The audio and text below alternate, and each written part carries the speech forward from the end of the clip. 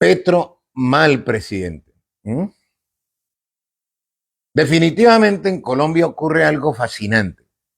Hay personas que llevan décadas defendiendo gobiernos donde crecían la pobreza, el desempleo, el abandono rural, la corrupción, las masacres, el saqueo institucional, pero descubrieron el fracaso justamente cuando un gobierno comenzó a tocar privilegios históricos.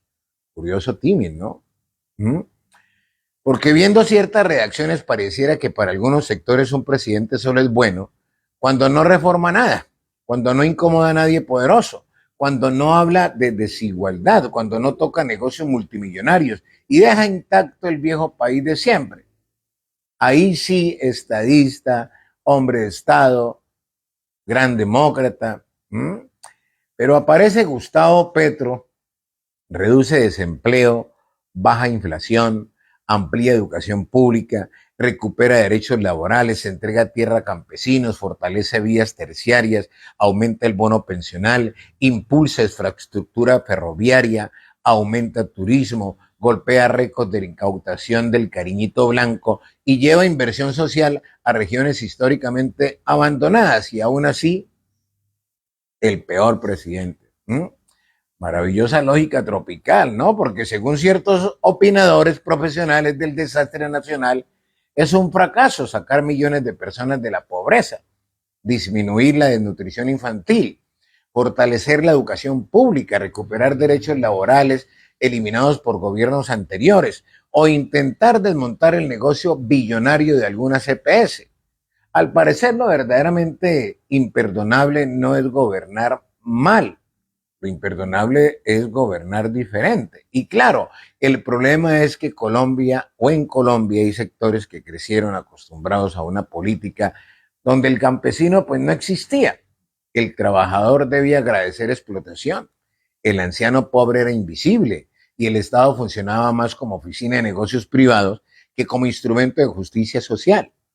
Entonces, cuando un gobierno comienza a hablar de reforma rural, de dignidad laboral, de salud pública, de educación gratuita, de integración regional o redistribución social, pues ciertos poderes económicos reaccionan como si hubiera llegado el apocalipsis, porque una cosa es tolerar pobreza y otra muy distinta, permitir que los pobres comiencen a tener derechos. Ahí sí se asustan, ¿no? Tan raro, ¿ma? Resulta además profundamente irónico escuchar críticas furiosas como o sobre la economía, mientras la inflación cayó el 11% al 5%, el desempleo alcanzó mínimos del ciclo, el turismo extranjero rompió récords y Colombia comenzó a posicionarse internacionalmente en escenarios económicos y ambientales. Pero claro, como no gobierna la derecha tradicional, entonces nada sirve, ¿verdad? Si un gobierno anterior hubiera recuperado trenes, conectado regiones abandonadas, fortalecido vías terciarias, ingresado al banco de los BRIC, ampliado universidades públicas o aumentado salarios de soldados, estaríamos viendo especiales de televisión titulados El Milagro Colombiano.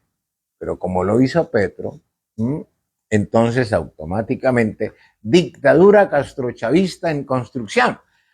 Hay algo todavía más revelador.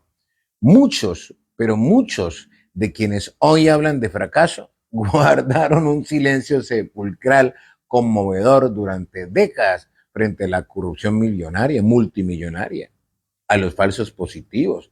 No dijeron nada cuando se denunciaban acciones del paramilitarismo, de la destrucción ferroviaria, el abandono del campo, de la privatización de derechos, del saqueo institucional. ¿Dónde estaban? Allí sí no había indignación televisiva permanente. Pues qué raro, ¿no?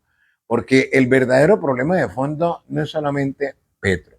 El verdadero problema es que sectores históricamente privilegiados sienten que Colombia comenzó lentamente a moverse hacia un modelo donde el campesino sí importa, donde el trabajador importa, donde el estudiante importa, donde el anciano pobre importa y donde el Estado ya no existe exclusivamente para garantizar negocios privados. Y eso produce alergia en ciertos círculos de poder. Ahora bien, ¿significa esto que el gobierno Petro es perfecto? Por supuesto que no.